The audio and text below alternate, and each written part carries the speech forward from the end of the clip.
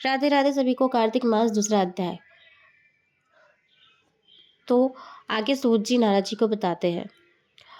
श्री कृष्ण ने कहा, हे गुणावती, अपने पिता और स्वामी की राक्षस से द्वारा मारे जाने का सदस्य सुनकर पिता और पति के कलेश से दुखी होकर वरुण विलाप करने लगी।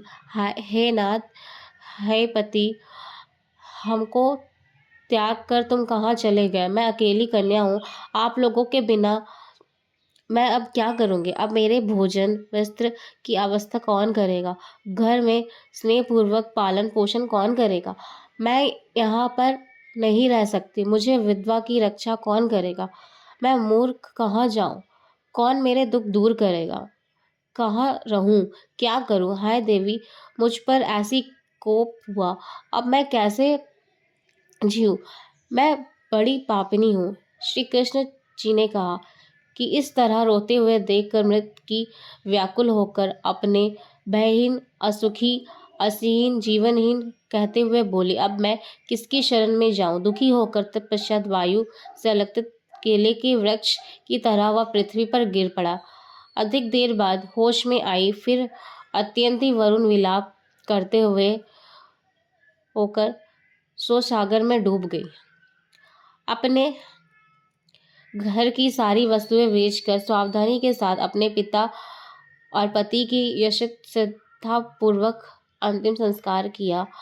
उसके पश्चात अपनी पूरी जिंदगी निवास करती हुई भगवान विष्णु की भांति भक्ति में तत्पर हो गई।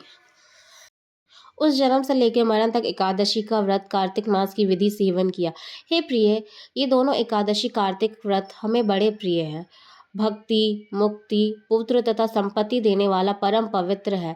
जो मनुष्य तुला की संस्कृति रहित कार्तिक मास में प्रातः काल में स्नान करते हैं, वे चाहे पापी ही हो तो भी पापों से मुक्त हो जाते हैं। जो मनुष्य कार्तिक मास में प्रातः काल में स्नान करता है, कार्तिक में जागरण करता है, दीपदान करता है, तुलसी वृक्ष की रक्षा करता है, वह समस्त भगवान विष्णु के तुल्य है।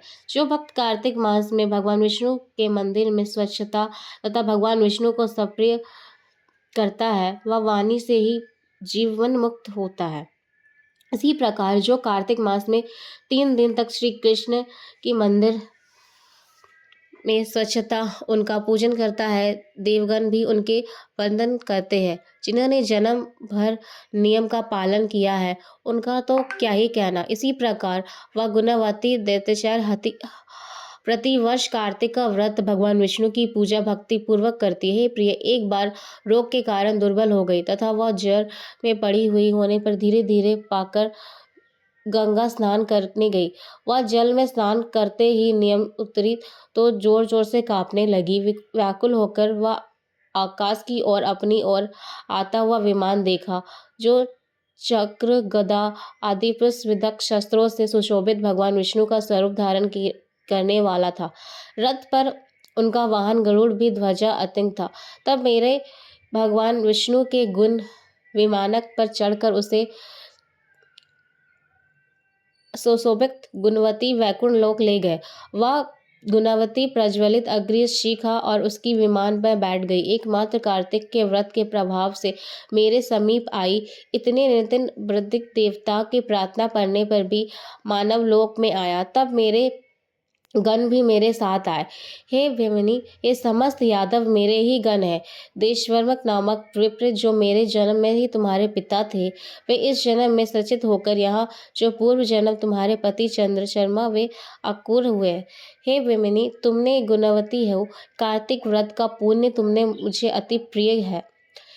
हे सुभी, तुमने पूर्व जन्म में जो मेरे मंदिर द्वारा तुलसी का बगीचा लगाया था, उसे पुण्य के प्रभाव से तुम्हारे घर में कल्प वृक्ष सुशोभित है।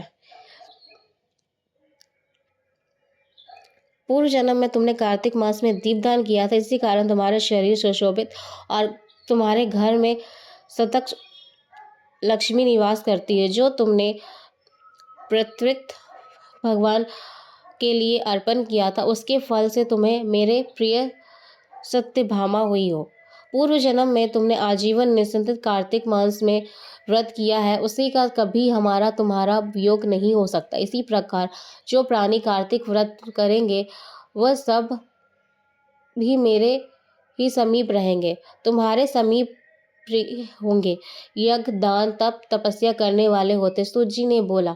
इसी प्रकार सत्यभामा ने अपने पूर्व जन्म की विधि श्री कृष्ण से सुनी और अत्यक्त भगवान श्री कृष्ण को प्रणाम करते हुए बोली। इसी के साथ कार्तिक माहत्म्य अध्याय 2 पूर्ण हुआ। राधे राधे।